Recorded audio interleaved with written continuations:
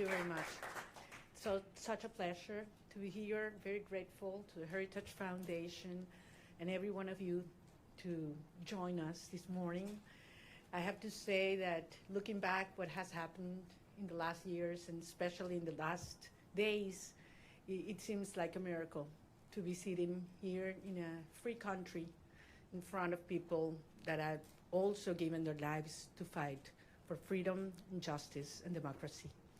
And that's why I am very honored, not only with the Heritage Foundation, but with every single citizen of this country that has welcomed us and has honored the immense struggle that the Venezuelan people has fought for so long. And finally, we can say that we are, yes, the threshold of freedom. On January 3rd, 2026, a new milestone was achieved, and we are definitely now into the first steps of a true transition to democracy that will have not only immense impact in the lives of all Venezuelans, those who stayed in our country, those who have been forced to flee around the world, but that will have immense impact in the region, in our hemisphere, and I will say even further in the whole world. Because what we have proven is that a people determined to be free, even without resources, without money, without the free press supporting, even facing the most cruel tyranny, can prevail, because the force of conviction and the force of love is the strongest of all. I am very proud to be part of this generation of Venezuelans. Most of them have never known what it means to live in freedom or what it means to be part of a democratic society, but they have risked their lives, their loved ones, everything they have, because they share that dream to live in a free country. It's all about human dignity. It's all about justice. It's all about love. And it's love for our children, love for our country, and love for freedom that has brought us here. Now we face a very complex and delicate process. And as Venezuelans, we are absolutely grateful to President Trump, his team, his administration, and the people of the United States, because it took a lot of courage to do what he did. And he did it, yes, on behalf of the American people, but also because he cares for the people of Venezuela. And he told me that yesterday. And I think that was the most important message I can bring back to my country. Tell the Venezuelan people that the American people and the President of the United States truly cares for the life, the well-being, and the future. I'm certainly talking about our political prisoners and all those that have been persecuted, those who are all today in exile.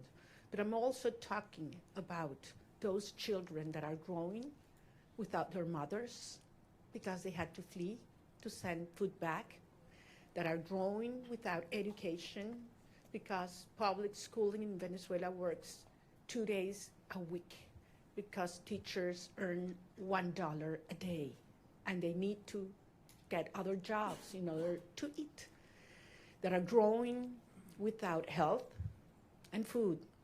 And we have the generation that is suffering the highest levels of malnutrition in a century. That's our children right now. And it is because of them. It's because of saving lives that we're doing what we're doing right now. And that's why we're going to win. And the only thing I want to assure the Venezuelan people is that Venezuela is going to be free, and that's going to be achieved with the support of the people of the United States and the President, Donald Trump of the United States. So I'm very grateful to be here. We're facing challenging times ahead. We are prepared to do what it takes as a legitimate government.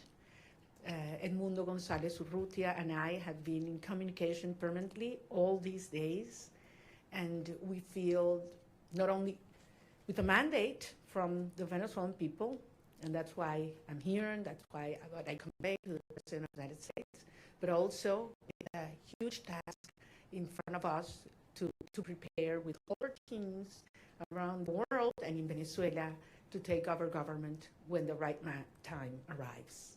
So thank you very much, and I'm more than willing to hear your questions now.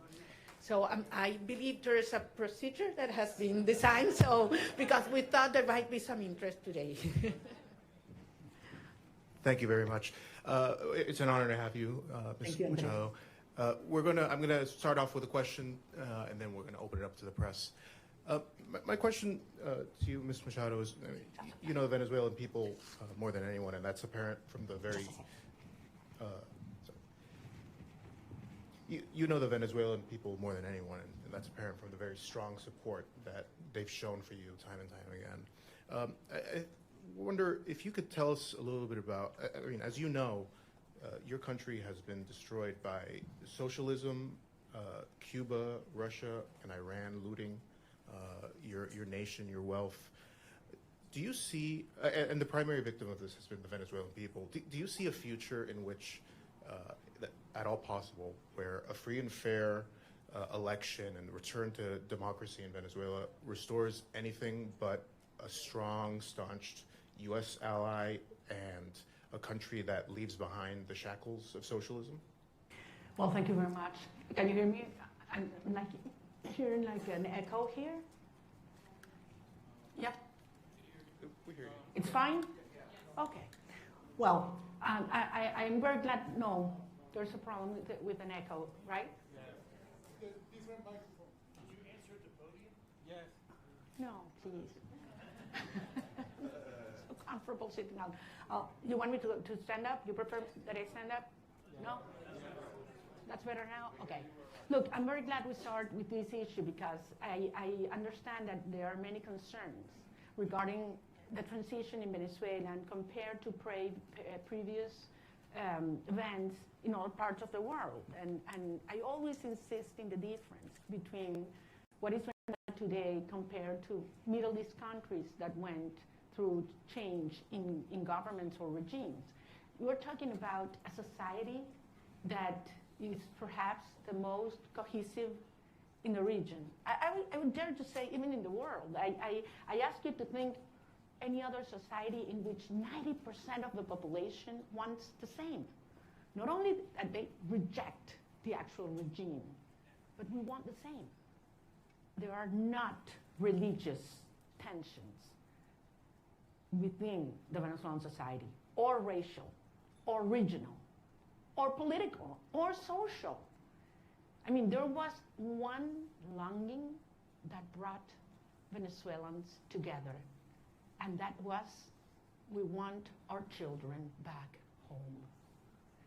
And it was that demand that I heard all around Venezuela in 2023, when we were moving forward to the primary process, that made me realize how powerful it was to unite a country, to tear down the barriers that the regime had built to divide us, you know, between rich and poor, black and white, left and right, military and civilians. And we brought a country back together.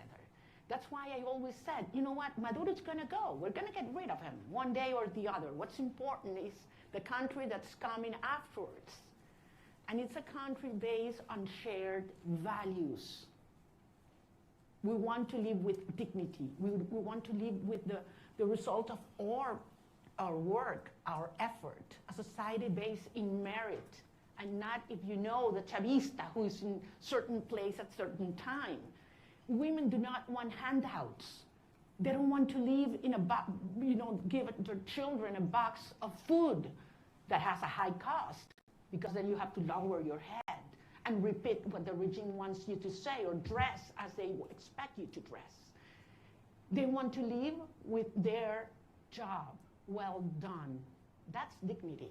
And that's what Venezuela deserves and wants today. And that's what we represent. So, of course, the result of this hard process will be a society based on these values, a society that is profoundly pro-America. And I want to insist on this. Delcy Rodriguez, yes, she's a communist. She's the main ally and representation of the Russian regime, the Chinese and the Iranians. But that's not the Venezuelan people, and that's not the armed forces as well. So I am profoundly, profoundly confident that we will have an orderly transition. This is a complex phase we are right now. Some of the dirty work is being done by them. But then the result of a stable transition will be a proud Venezuela who is going to be the best ally the United States has ever had in the Americas.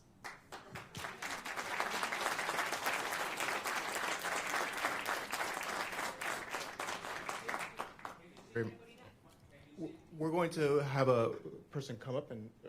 Sorry for that. I'm gonna leave. Thank you very much. Hi, thank you very much for coming. I realize there's a lot of interest. We're going to try to get to every question. I'm going to go through a list.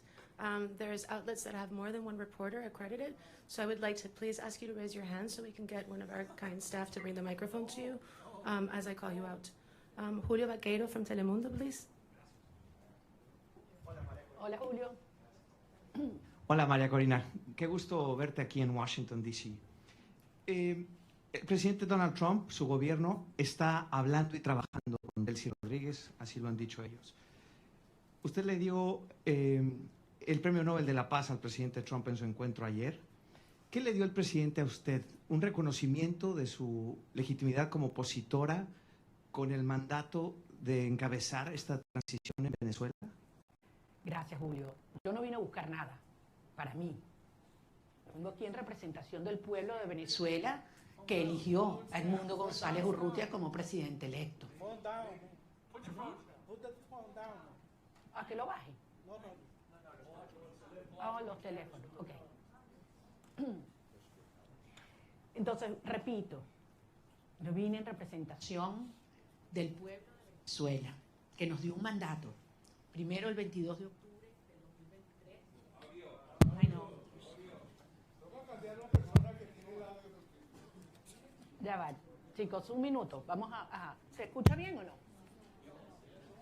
Cambiamos Ya vamos a cambiarlo.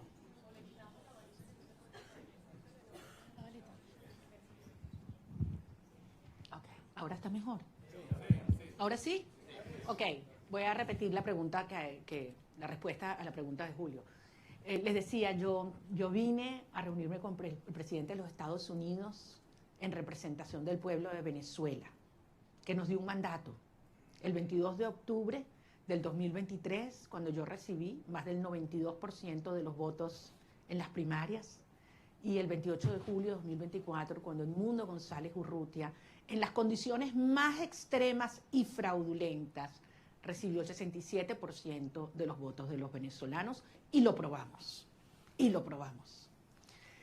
Vine a recibir de parte de él un mensaje para los venezolanos, y es la seguridad de que contamos con los Estados Unidos para avanzar en una ruta donde se haga respetar la soberanía nacional, la libertad, la democracia y la justicia.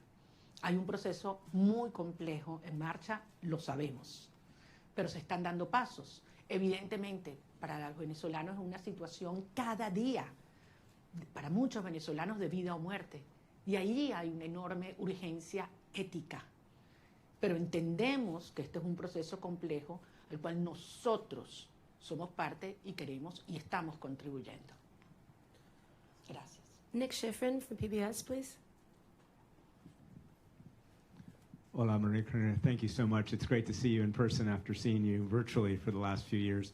Two questions, if I could, similar to what you just answered, but in English. You had a very good meeting with the president yesterday, but he still maintains a positive relationship and positive language about Delcy Rodriguez. The CIA director was just there. So what's your message to the president and to the United States when U.S. policy is still to support the Chavismo government that still exists in Caracas. And I have to ask, your statement last night said that you felt like you were going to die at one point when you left Venezuela in the boat. Can you just tell us exactly what happened in that moment when you were in that boat? Thank you. Well, regarding all the details of how and when I left Venezuela, for the protection of those involved and help me get here, I will wait until the regime is no longer in capacity to harm them, to share that in detail. Yes, there was a certain moment in the trip in the boat where I was hurt because the waves were very high, over 6 feet, and there was a strong wind, and we got lost in the ocean. We lost the sign of the GPS, and the satellite phone stopped working, and Starlink antenna did not work as well, all at the same time. So it was a very risky, dangerous, and scary moment, I have to say. And it lasted several hours. But at the end, as I say, you know, we have moved ahead de la mano de Dios. And that's why I believe it is a miracle, and I'm here. And I know that someday I will be able to tell you all the details and thank personally all those that risked their lives in order for this to happen, because they knew it was very important for our cause that I was able to leave my country at that moment. Regarding your first question, look, this has nothing to do with a tension or decision between Delcy Rodriguez and myself. This is about the cartel and justice. This is about a criminal structure that is the regime and the mandate of the Venezuelan people. That's what's at stake at this moment. I'm just one member of a huge movement of millions of Venezuelans that have decided and are committed to be free. And I have no doubt that President Trump, his administration, and the people of the United States support democracy, justice, freedom, and the mandate of the people of Venezuela. I have absolutely no doubt, not only because it's in the well-being of Venezuelan people, but as I say, because it's crucial for the American people. The United States today is a safer nation after January 3rd. And once the regime is out and the transition is accomplished, the United States will not only be a safer nation, but one that will have more prosperity and strength in our hemisphere. Can we get Eric Martin from Bloomberg, please? I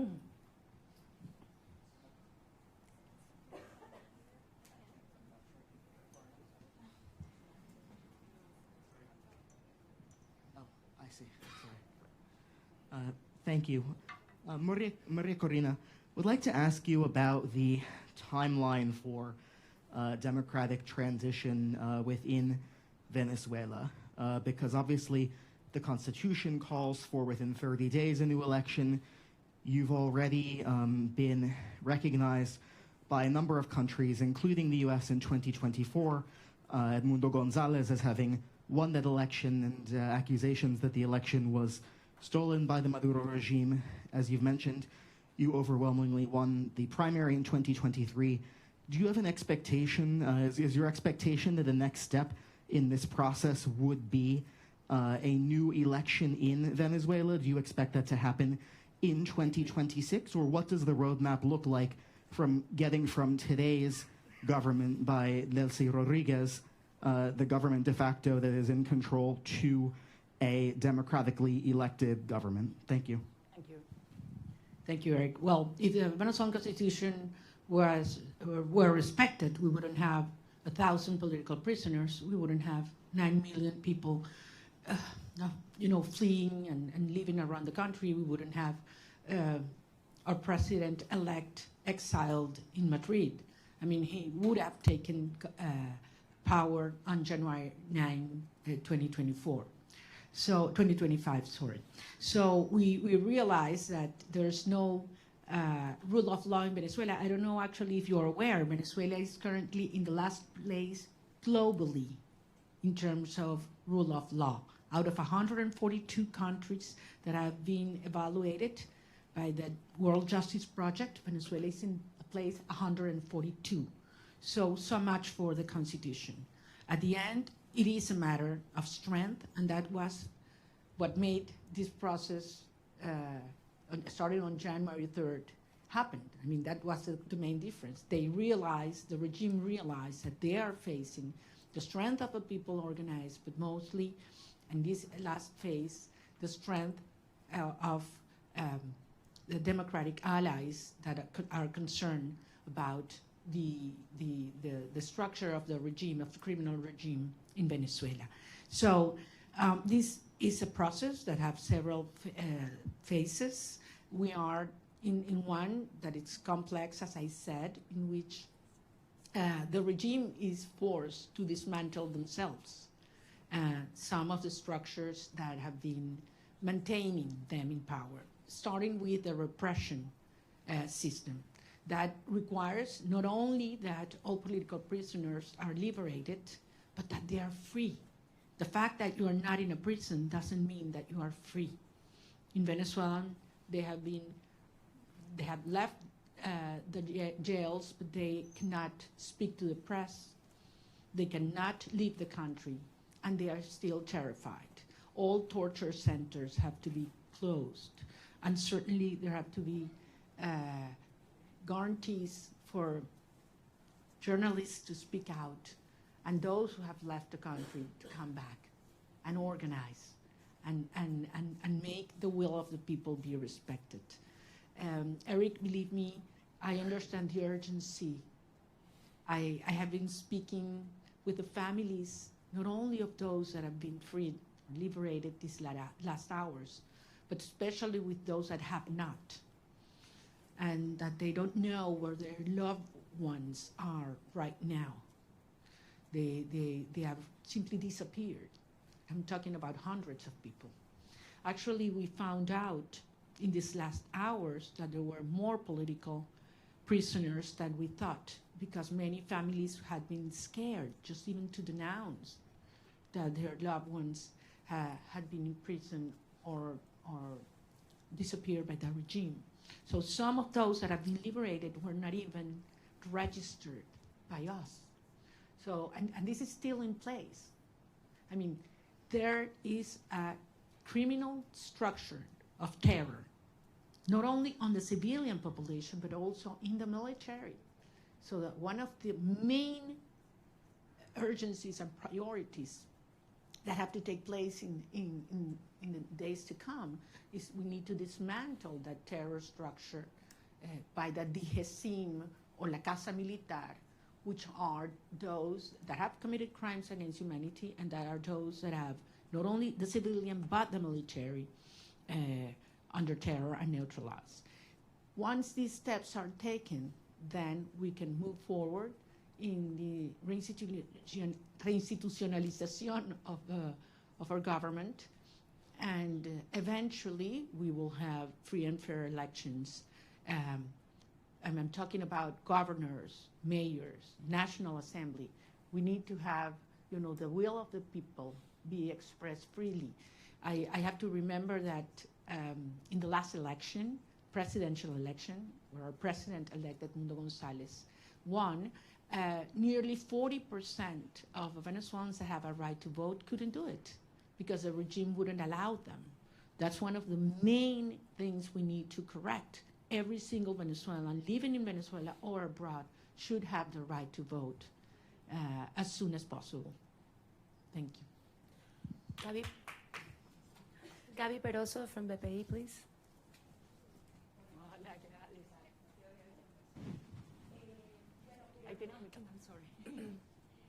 Gracias. Quería que nos dijeras lo que se pueda revelar de la reunión con el presidente Donald Trump, por ejemplo, la importancia del reconocimiento al presidente electo Edmundo González, un cronograma electoral, eso se habló, hay posibilidades ciertas de esas dos cosas. Y en segundo lugar, una pregunta que se hacen los venezolanos, tu retorno a Venezuela, saliste con condiciones distintas, ahora Estados Unidos también está involucrado en eso. También se habló de eso con el presidente Donald Trump, la conveniencia que vuelvas o no, y para poner lapsos a Carnaval, Semana Santa, ¿cómo lo podemos medir? Porque los venezolanos se lo preguntan. Gracias. Gracias, Gladys, te entiendo, porque como lo dije antes en inglés, para nosotros es un tema de vida o muerte. Miles de venezolanos cada día que pasa. Es una tortura, es una tragedia y es un tema de la urgencia ética asociada a poder realmente iniciar un proceso de reconstrucción del país y que regresen los venezolanos que se han ido. Como ustedes comprenderán, los detalles de la conversación con el presidente no lo voy a hacer público, es parte, por eso fue una conversación privada y yo soy rigurosamente respetuosa de los términos de cada conversación. Sí, porque esto depende de lo que yo dije y que además lo he dicho públicamente, voy a decirles que por supuesto que insistí en mi deseo de regresar a Venezuela lo antes posible. Y lo voy a hacer. Voy a regresar a Venezuela lo antes posible. Y evidentemente fue un tema que discutimos y todo lo que ello implica. Pero no soy solo yo. Son millones de venezolanos, otros compañeros, líderes políticos de otros partidos que también quieren hacerlo. Incluso ayer algunos senadores hablaban de ir a Venezuela, lo dijeron públicamente, lo declararon. Y bueno, quizás hasta podemos ir juntos. Es decir, yo creo que hay mucha gente en el mundo preparándose para ir a Venezuela porque sabemos que este es un proceso irreversible. Puede tomar un día más, puede tomar un día menos. Puede haber alguna fase que no nos la habíamos previsto o que no nos gusta. Eso es verdad. Es un proceso tremendamente complejo, desmontando una estructura que tiene 27 años en el poder, destruyendo todo, aliados con los rusos, con el régimen iraní, entregando nuestras riquezas a China, ofreciendo el territorio venezolano para que opere Hezbollah, Hamas, los carteles de la droga, la guerrilla colombiana. Todo ha entrado, persiguiendo a la sociedad, acabando con nuestras instituciones. Y no pudieron. Tenido toda la plata del mundo. Por aquí tenía yo la cifra de lo que fue, lo que le ha entregado el régimen chavista desde el 99 hasta este año en petróleo venezolano regalado a Cuba. Estamos hablando cerca de 5 billones de barriles de petróleo. Es una cifra monumental, regalada. Entonces a mí no me vengan a decir que quién se está agarrando el petróleo en Venezuela en este momento. O sea, han saqueado Venezuela y aún así el país está de pie, decidido, unido, y pueden tener la seguridad que nosotros vamos a convertir a Venezuela, ahora sí, en el milagro latinoamericano.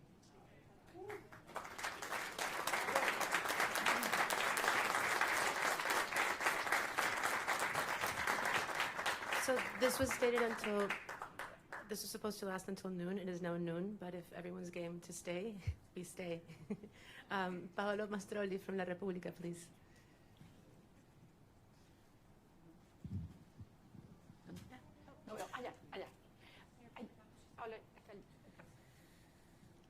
Thank you very much for doing this. You met in Rome with Pope Leo. Can you talk about what you discussed with him, if the Holy See is willing and able to help you in this transition? Thank you very much. That was a very important meeting. I'm a Catholic, as you know, and believe me, during my trip, I prayed a lot. So I was able not only to talk to him, but to present to him some of the rosaries that I had brought with me during the trip. And it was a day that marked my life in a personal dimension, but also I I had a reassurance of the Holy Father that he knows very well what's going on in Venezuela. He knows what the Catholic Church is going through because of the persecution and pressure on our bishops and priests and nuns.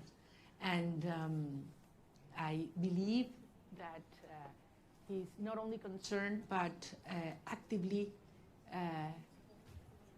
helping and supporting a peaceful transitional process to take place. I think it was a very important and timely message to Venezuelan society, which is mostly, as you know, Christian.